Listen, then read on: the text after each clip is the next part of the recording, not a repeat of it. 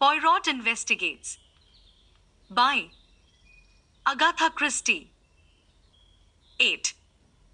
The Kidnapped Prime Minister. Now that war and the problems of war are things of the past, I think I may safely venture to reveal to the world the part which my friend Poirot played in a moment of national crisis. The secret has been well guarded. Not a whisper of it reached the press. But, now that the need for secrecy has gone by, I feel it is only just that England should know the debt it owes to my quaint little friend, whose marvelous brain so ably averted a great catastrophe. One evening after dinner, I will not particularize the date, it suffices to say that it was at the time when peace by negotiation was the parrot cry of England's enemies, my friend and I were sitting in his rooms.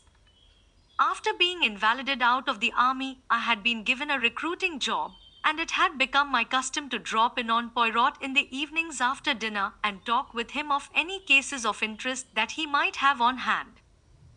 I was attempting to discuss with him the sensational news of that day, no less than an attempted assassination of Mr. David Macadam, England's Prime Minister. The account in the papers had evidently been carefully censored. No details were given, save that the Prime Minister had had a marvelous escape, the bullet just grazing his cheek. I considered that our police must have been shamefully careless for such an outrage to be possible. I could well understand that the German agents in England would be willing to risk much for such an achievement. Fighting Mac, as his own party had nicknamed him, had strenuously and unequivocally combated the pacifist influence which was becoming so prevalent. He was more than England's Prime Minister, he was England, and to have removed him from his sphere of influence would have been a crushing and paralyzing blow to Britain. Poirot was busy mopping a grey suit with a minute sponge. Never was there a dandy such as Hercule Poirot. Neatness and order were his passion. Now, with the odor of benzine filling the air, he was quite unable to give me his full attention.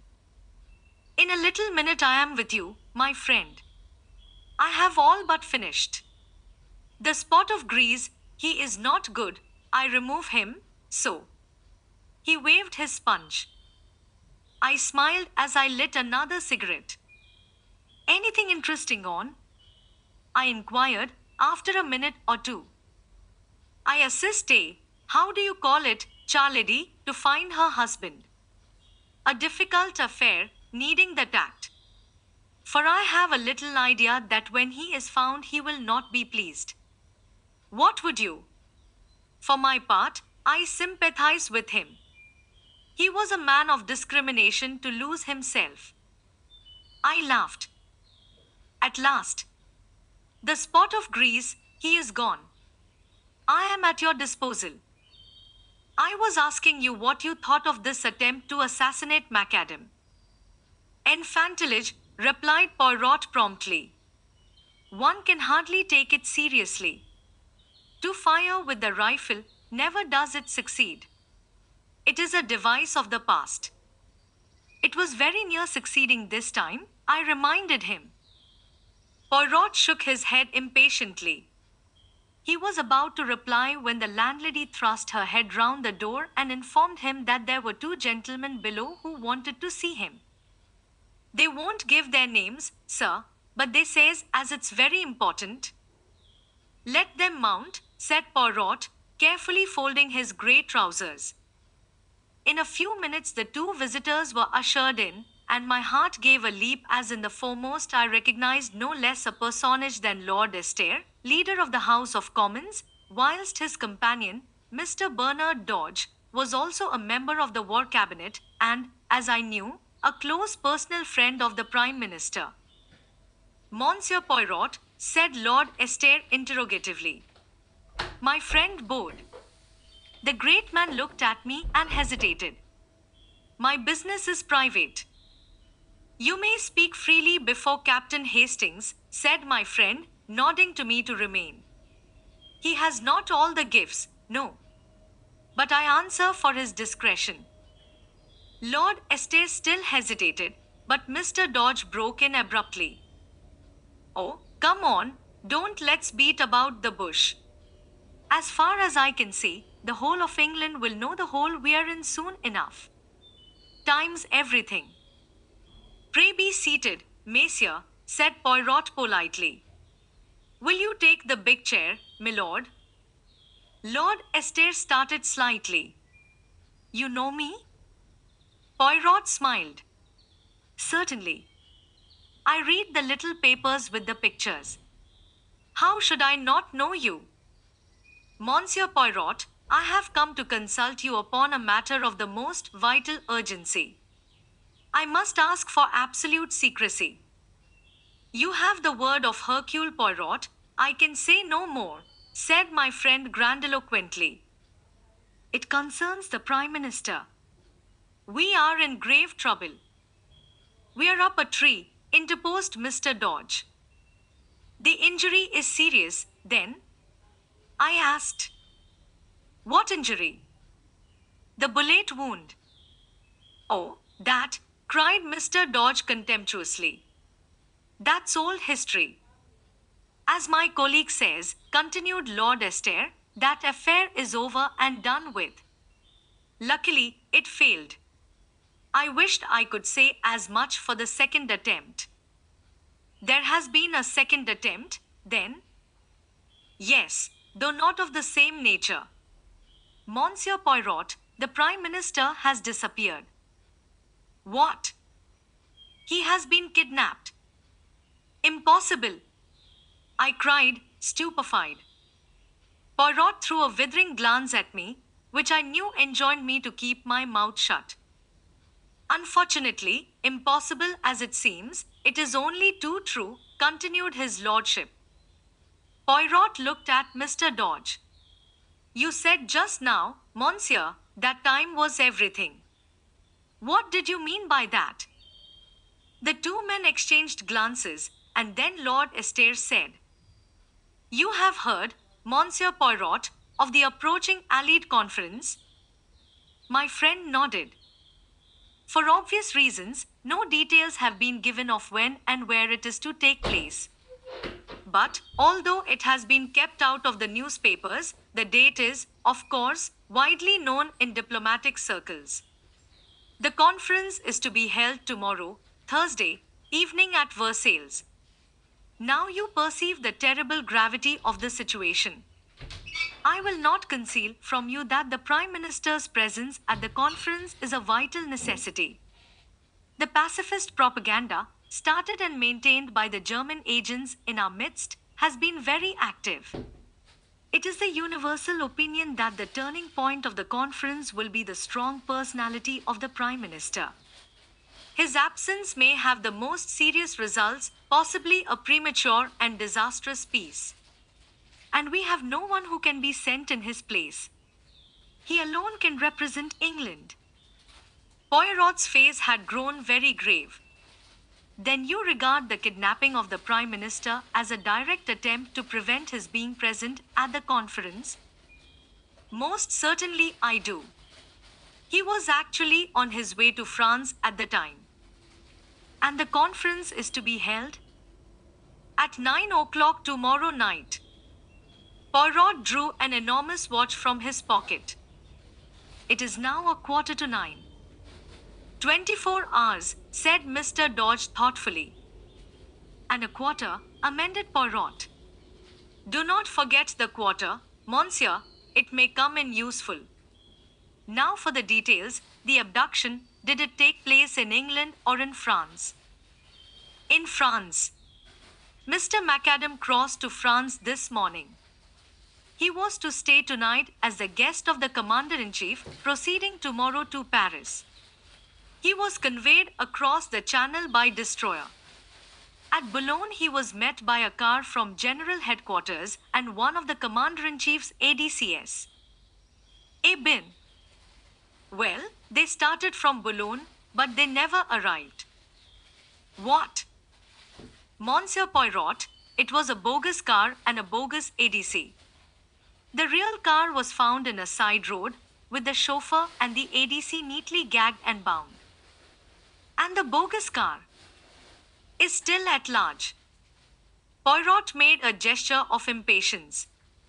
Incredible. Surely it cannot escape attention for long? So we thought. It seemed merely a question of searching thoroughly. That part of France is under military law. We were convinced that the car could not go long unnoticed. The French police and our own Scotland Yard men and the military are straining every nerve. It is, as you say, incredible, but nothing has been discovered. At that moment, a tap came at the door, and a young officer entered with a heavily sealed envelope which he handed to Lord Estair. Just through from France, sir. I brought it on here, as you directed. The minister tore it open eagerly and uttered an exclamation. The officer withdrew. Here is news at last. This telegram has just been decoded. They have found the second car, also the secretary, Daniels, chloroformed, gagged, and bound in an abandoned farm near sea. He remembers nothing except something being pressed against his mouth and nose from behind and struggling to free himself. The police are satisfied as to the genuineness of his statement. And they have found nothing else. No. Not the Prime Minister's dead body? Then there is hope. But it is strange. Why, after trying to shoot him this morning, are they now taking so much trouble to keep him alive? Dodge shook his head. One thing's quite certain. They're determined at all costs to prevent his attending the conference. If it is humanly possible, the Prime Minister shall be there. God grant it is not too late. Now, Messieurs, recount to me everything, from the beginning. I must know about this shooting affair as well.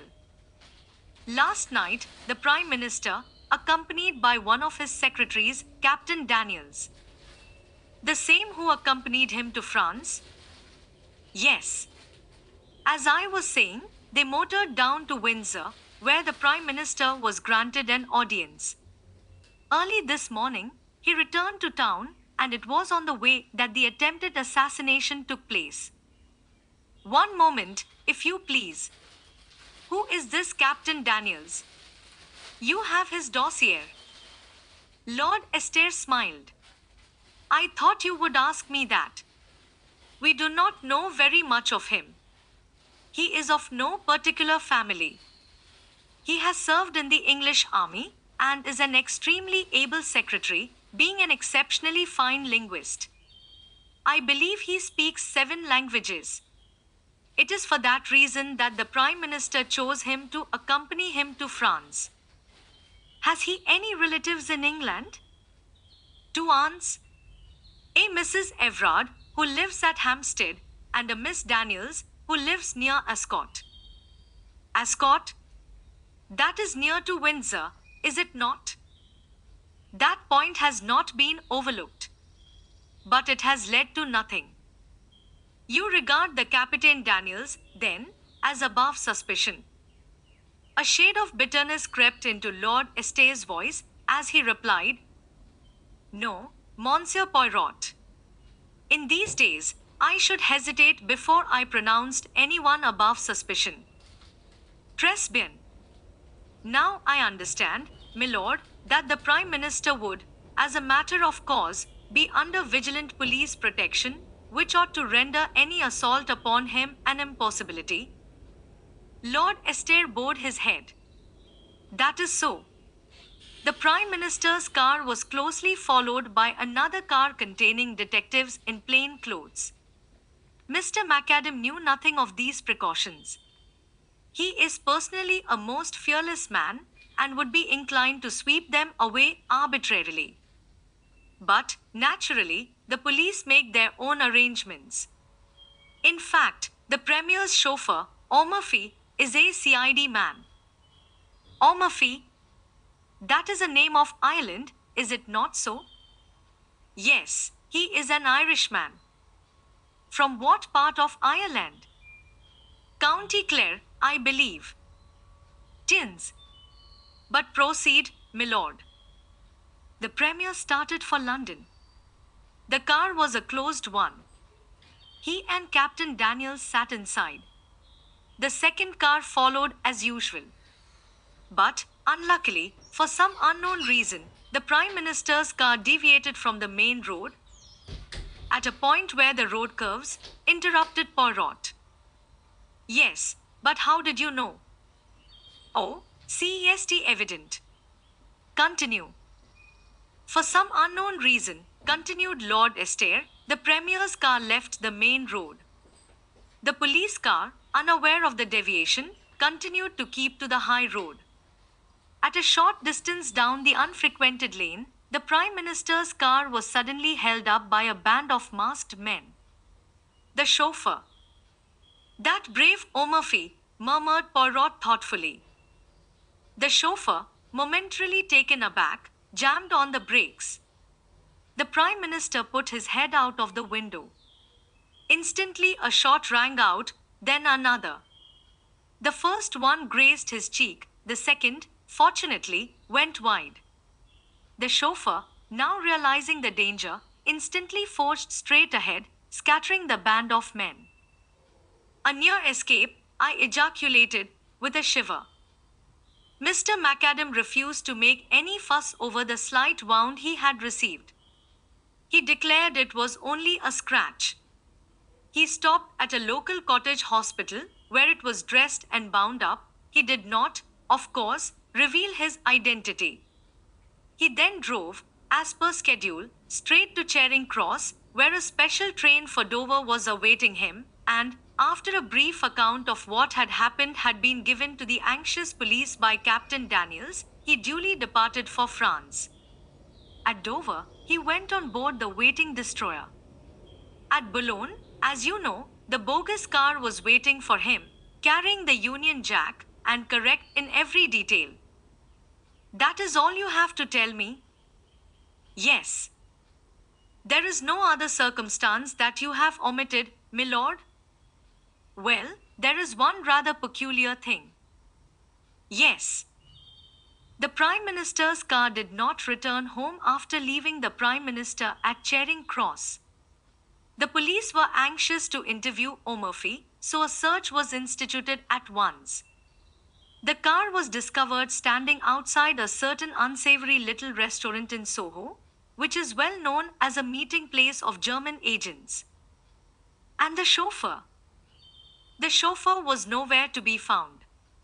He, too, had disappeared. So, said Poirot thoughtfully, there are two disappearances, the Prime Minister in France and O'Murphy in London. He looked keenly at Lord Esther, who made a gesture of despair. I can only tell you, Monsieur Poirot, that, if anyone had suggested to me yesterday that O'Murphy was a traitor, I should have laughed in his face. And today? Today I do not know what to think. Poirot nodded gravely. He looked at his turnip of a watch again. I understand that I have carte blanche, Messieurs, in every way. I mean, I must be able to go where I choose and how I choose. Perfectly. There is a special train leaving for Dover in an hour's time, with a further contingent from Scotland Yard. You shall be accompanied by a military officer and a CID man, who will hold themselves at your disposal in every way. Is that satisfactory? Quite. One more question before you leave, Messieurs. What made you come to me? I am unknown, obscure, in this great London of yours. We sought you out on the express recommendation and wish of a very great man of your own country. Comment? My old friend the prefect. Lord Esther shook his head. One higher than the prefect. One whose word was once law in Belgium, and shall be again. That England has sworn. Poirot's hand flew swiftly to a dramatic salute. Amen to that. Ah, but my master does not forget. Messieurs, I, Hercule Poirot, will serve you faithfully. Heaven only send that it will be in time. But this is dark, dark. I cannot see. Well, Poirot, I cried impatiently as the door closed behind the ministers. What do you think? My friend was busy packing a minute suitcase with quick, deft movements. He shook his head thoughtfully. I do not know what to think. My brains desert me. Why, as you said, kidnap him, when a knock on the head would do as well. I mused. Pardon me, mon ami, but I did not quite say that. It is undoubtedly far more their affair to kidnap him. But why? Because uncertainty creates panic. That is one reason.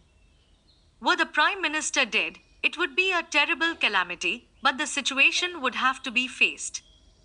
But now you have paralysis. Will the Prime Minister reappear, or will he not? Is he dead or alive? Nobody knows, and until they know, nothing definite can be done. And, as I tell you, uncertainty breeds panic, which is what les Botches are playing for. Then, again, if the kidnappers are holding him secretly somewhere, they have the advantage of being able to make terms with both sides.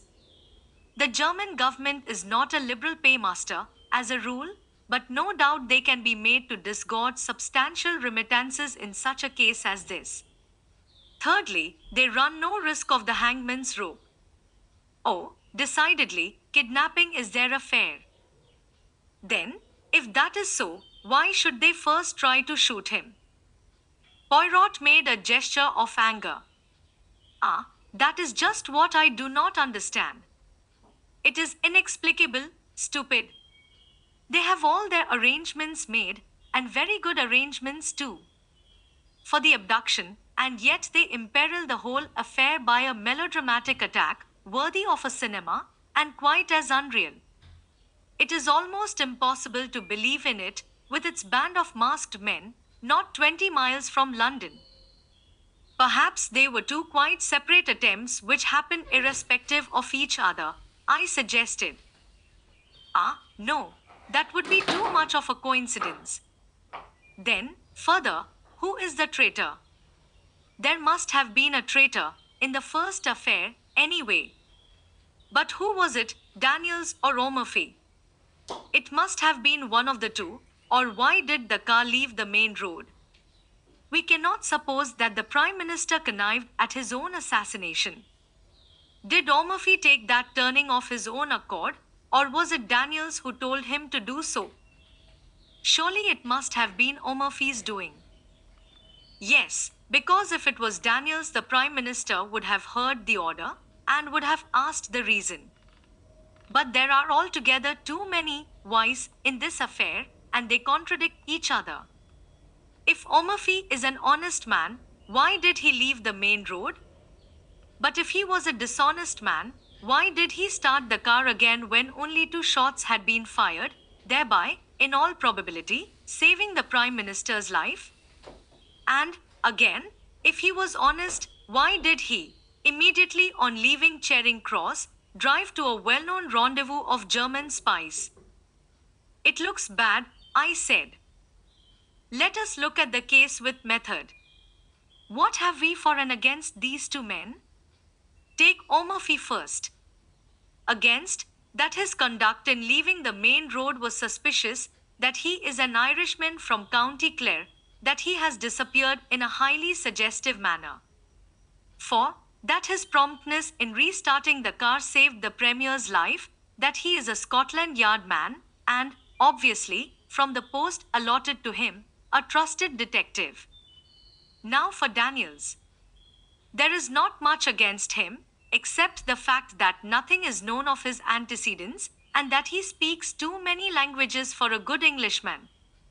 Pardon me, mon ami, but, as linguists, you are deplorable. Now for him, we have the fact that he was found gagged, bound, and chloroformed, which does not look as though he had anything to do with the matter. He might have gagged and bound himself to divert suspicion. Poirot shook his head.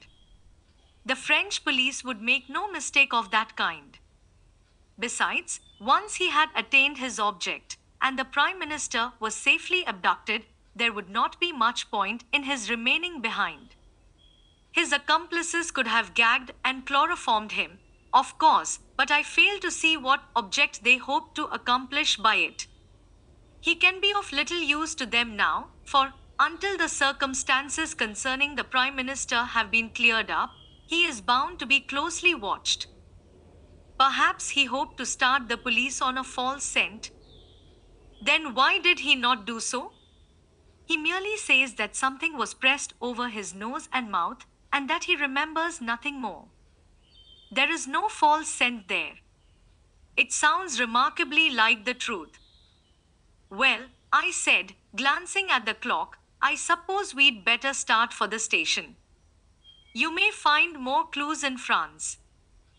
Possibly, mon ami, but I doubt it.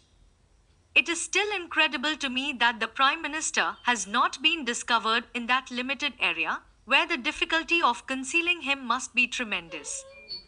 If the military and the police of two countries have not found him, how shall I? At Charing Cross we were met by Mr. Dodge. This is Detective Barnes, of Scotland Yard, and Major Norman. They will hold themselves entirely at your disposal. Good luck to you. It's a bad business, but I've not given up hope. Must be off now. And the minister strode rapidly away. We chatted in a desultory fashion with Major Norman. In the center of the little group of men on the platform, I recognized a little ferret-faced fellow talking to a tall, fair man. He was an old acquaintance of Poirot's, Detective Inspector Japp, supposed to be one of the smartest of Scotland Yard's officers. He came over and greeted my friend cheerfully. I heard you were on this job too. Smart bit of work. So far they've got away with the goods all right. But I can't believe they can keep him hidden long. Our people are going through France with a tooth comb. So are the French. I can't help feeling it's only a matter of hours now. That is, if he's still alive, remarked the tall detective gloomily. Japp's face fell. Yes. But somehow I've got the feeling he's alive all right. Poirot nodded. Yes, he's alive. But can he be found in time? I, like you, did not believe he could be hidden so long. The whistle blew, and we all trooped up into the Pullman car. Then, with a slow, unwilling jerk, the train drew out of the station. It was a curious journey. The Scotland Yard men crowded together. Maps of northern France were spread out, and eager forefingers traced the lines of roads and villages. Each man had his own pet theory. Poirot showed none of his usual loquacity, but sat staring in front of him, with an expression on his face that reminded me of a puzzled child. I talked to Norman, whom I found quite an amusing fellow. On arriving at Dover, Poirot's behavior moved me to intense amusement. The little man, as he went on board the boat, clutched desperately at my arm. The wind was blowing lustily. Mordieu, he murmured. This is terrible. Have courage, Poirot, I cried. You will succeed.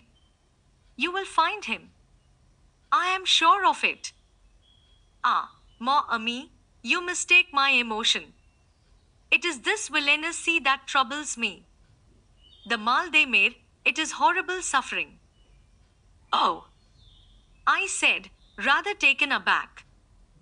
The first throb of the engines was felt, and Poirot groaned and closed his eyes. Major Norman has a map of northern France if you would like to study it. Poirot shook his head impatiently. But no. Leave me, my friend. See you, to think, the stomach and the brain must be in harmony. Levergier has a method most excellent for averting the mal de mer. You breathe in and out, slowly, so, turning the head from left to right and counting 6 between each breath. I left him to his gymnastic endeavors and went on deck. As we came slowly into Boulogne Harbour, Poirot appeared, neat and smiling, and announced to me in a whisper that Levergier's system had succeeded to a marvel. Jap's forefinger was still tracing imaginary routes on his map. Nonsense! The car started from Boulogne, here they branched off. Now, my idea is that they transferred the Prime Minister to another car. See? Well, said the tall detective, I shall make for the seaports. 10 to 1, they've smuggled him on board a ship. Jap shook his head. Too obvious. The order went out at once to close all the ports. The day was just breaking as we landed. Major Norman touched Poirot on the arm. There's a military car here waiting for you, sir. Thank you, monsieur. But, for the moment, I do not propose to leave Boulogne. What? No, we will enter this hotel here, by the quay. He suited the action to the word, demanded and was accorded a private room. We three followed him, puzzled and uncomprehending. He shot a quick glance at us. It is not so that the good detective should act, eh? I perceive your thought. He must be full of energy. He must rush to and fro. He should prostrate himself on the dusty road and seek the marks of tires through a little glass. He must gather up the cigarette end, the fallen match. That is your idea, is it not? His eyes challenged us. But I, Hercule Poirot, tell you that it is not so. The true clues are within, here. He tapped his forehead. See you, I need not have left London. It would have been sufficient for me to sit quietly in my rooms there. All that matters is the little grey cells within. Secretly and silently they do their part, until suddenly I call for a map, and I lay my finger on a spot, so, and I say, the Prime Minister is there. And it is so. With method and logic one can accomplish anything. This frantic rushing to France was a mistake, it is playing a child's game of hide and seek. But now, though it may be too late, I will set to work the right way, from within. Silence, my friends, I beg of you. And for 5 long hours the little man sat motionless, blinking his eyelids like a cat, his green eyes flickering and becoming steadily greener and greener. The Scotland Yard man was obviously contemptuous, Major Norman was bored and impatient, and I myself found the time pass with wearisome slowness. Finally, I got up and strolled as noiselessly as I could to the window. The matter was becoming a farce.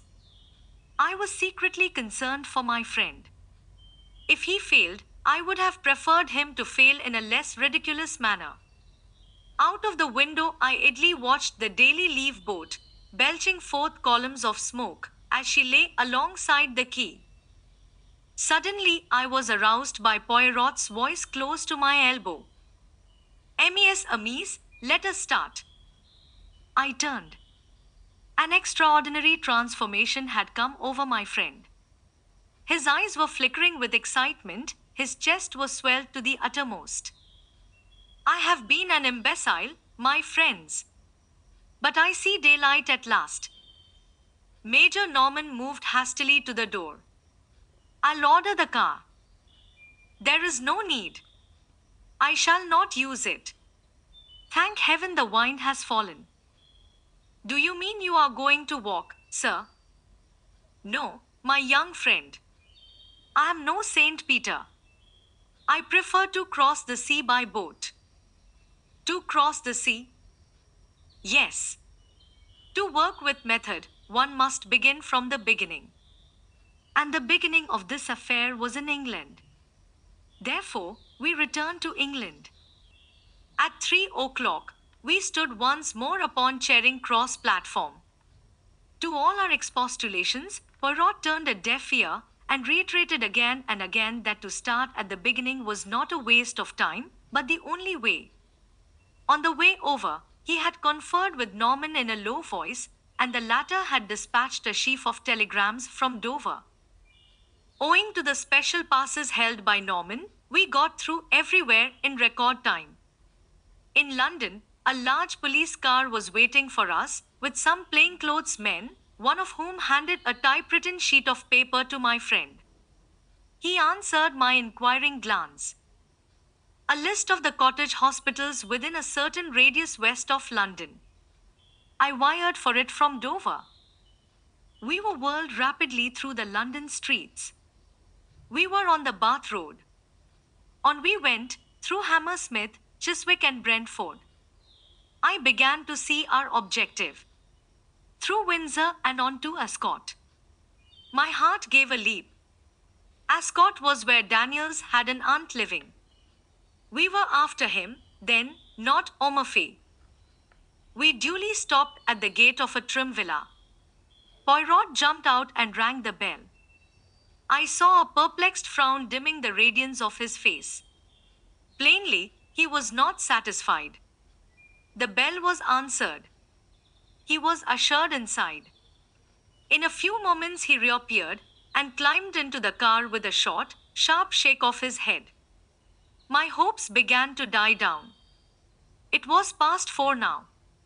Even if he found certain evidence incriminating Daniels, what would be the good of it, unless he could wring from someone the exact spot in France where they were holding the Prime Minister? Our return progress towards London was an interrupted one. We deviated from the main road more than once, and occasionally stopped at a small building, which I had no difficulty in recognizing as a cottage hospital. Poirot only spent a few minutes at each, but at every halt his radiant assurance was more and more restored. He whispered something to Norman, to which the latter replied, "Yes, if you turn off to the left, you will find them waiting by the bridge." We turned up a side road, and in the failing light I discerned a second car, waiting by the side of the road. It contained 2 men in plain clothes. Poirot got down and spoke to them, and then we started off in a northerly direction, the other car following close behind. We drove for some time, our objective being obviously one of the northern suburbs of London. Finally, we drove up to the front door of a tall house, standing a little back from the road in its own grounds. Norman and I were left with the car. Poirot and one of the detectives went up to the door and rang. A neat parlour-maid opened it. The detective spoke. "I am a police officer, and I have a warrant to search this house." The girl gave a little scream, and a tall, handsome woman of middle age appeared behind her in the hall. "Shut the door, Edith. They are burglars, I expect." But Poirot swiftly inserted his foot in the door, and at the same moment blew a whistle. Instantly the other detectives ran up and poured into the house, shutting the door behind them. Norman and I spent about 5 minutes cursing our forced inactivity. Finally the door reopened, and the men emerged, escorting 3 prisoners, a woman and 2 men. The woman and one of the men were taken to the second car. The other man was placed in our car by Poirot himself. "I must go with the others, my friend. But have great care of this gentleman. You do not know him, no? Ibn, let me present to you, Monsieur Omerfey." Omerfey. I gaped at him open-mouthed as we started again. He was not handcuffed, but I did not fancy he would try to escape. He sat there staring in front of him as though dazed. Anyway, Norman and I would be more than a match for him. To my surprise, we still kept a northerly route. We were not returning to London, then. I was much puzzled. Suddenly, as the car slowed down, I recognized that we were close to Hendon Aerodrome. Immediately, I grasped Poirot's idea. He proposed to reach France by aeroplane. It was a sporting idea, but, on the face of it, impracticable. A telegram would be far quicker. Time was everything. He must leave the personal glory of rescuing the Prime Minister to others. As we drew up, Major Norman jumped out, and a plainclothes man took his place. He conferred with Poirot for a few minutes and then went off briskly. I, too, jumped out and caught Poirot by the arm. I congratulate you, old fellow. They have told you the hiding place? But, look here, you must wire to France at once. You'll be too late if you go yourself. Poirot looked at me curiously for a minute or two. Unfortunately, my friend, there are some things that cannot be sent by telegram. At that moment, Major Norman returned, accompanied by a young officer in the uniform of the Flying Corps. This is Captain Lyle, who will fly you over to France. He can start at once. Wrap up warmly, sir, said the young pilot. I can lend you a coat, if you like. Poirot was consulting his enormous watch. He murmured to himself, yes, there is time, just time. Then he looked up and bowed politely to the young officer. I thank you, monsieur. But it is not I who am your passenger. It is this gentleman here. He moved a little aside as he spoke, and a figure came forward out of the darkness. It was the second male prisoner who had gone in the other car, and as the light fell on his face, I gave a gasp of surprise. It was the Prime Minister. For heaven's sake, tell me all about it, I cried impatiently, as Poirot, Norman, and I motored back to London. How in the world did they manage to smuggle him back to England? There was no need to smuggle him back, replied Poirot dryly. The Prime Minister has never left England. He was kidnapped on his way from Windsor to London. What? I will make all clear. The Prime Minister was in his car, his secretary beside him. Suddenly a pad of chloroform is clapped on his face. But by whom? By the clever linguistic Captain Daniels. As soon as the Prime Minister is unconscious, Daniels picks up the speaking tube and directs O'Murphy to turn to the right, which the chauffeur, quite unsuspicious, does. A few yards down that unfrequented road, a large car is standing, apparently broken down. Its driver signals to O'Murphy to stop. O'Murphy slows up. The stranger approaches. Daniels leans out of the window and, probably with the aid of an instantaneous anesthetic, such as ethyl chloride, the chloroform trick is repeated.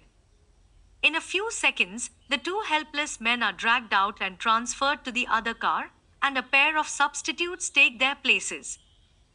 Impossible. Pass doute out. Have you not seen music hall turns imitating celebrities with marvelous accuracy? Nothing is easier than to personate a public character. The Prime Minister of England is far easier to understudy than Mr. John Smith of Clapham, say. As for O'Murphy's double, no one was going to take much notice of him until after the departure of the Prime Minister, and by then he would have made himself scarce. He drives straight from Charing Cross to the meeting place of his friends. He goes in as O'Murphy, he emerges as someone quite different.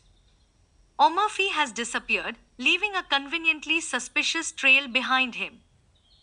But the man who personated the Prime Minister was seen by everyone. He was not seen by anyone who knew him privately or intimately. And Daniels shielded him from contact with anyone as much as possible. Moreover, his face was bandaged up, and anything unusual in his manner would be put down to the fact that he was suffering from shock as a result of the attempt upon his life. Mr. MacAdam has a weak throat, and always spares his voice as much as possible before any great speech. The deception was perfectly easy to keep up as far as France. There it would be impracticable and impossible, so the Prime Minister disappears. The police of this country hurry across the channel, and no one bothers to go into the details of the first attack. To sustain the illusion that the abduction has taken place in France, Daniels is gagged and chloroformed in a convincing manner. And the man who has enacted the part of the Prime Minister rids himself of his disguise. He and the bogus chauffeur may be arrested as suspicious characters, but no one will dream of suspecting their real part in the drama, and they will eventually be released for lack of evidence. And the real Prime Minister? He and O'Murphy were driven straight to the house of Mrs. Everard at Hampstead, Daniel's so-called aunt. In reality, she is Frau Bertha Ebenthal, and the police have been looking for her for some time. It is a valuable little present that I have made to them, to say nothing of Daniels. It was a clever plan, but he did not reckon on the cleverness of Hercule Poirot. I think my friend might well be excused his moment of vanity. When did you first begin to suspect the truth of the matter? When I began to work the right way, from within. I could not make that shooting affair fit in, but when I saw that the net result of it was that the Prime Minister went to France with his face bound up, I began to comprehend. And when I visited all the cottage hospitals between Windsor and London, and found that no one answering to my description had had his face bound up and dressed that morning, I was sure. After that, it was child's play for a mind like mine. The following morning, Poirot showed me a telegram he had just received. It had no place of origin and was unsigned. It ran, "In time." Later in the day, the evening papers published an account of the Allied conference.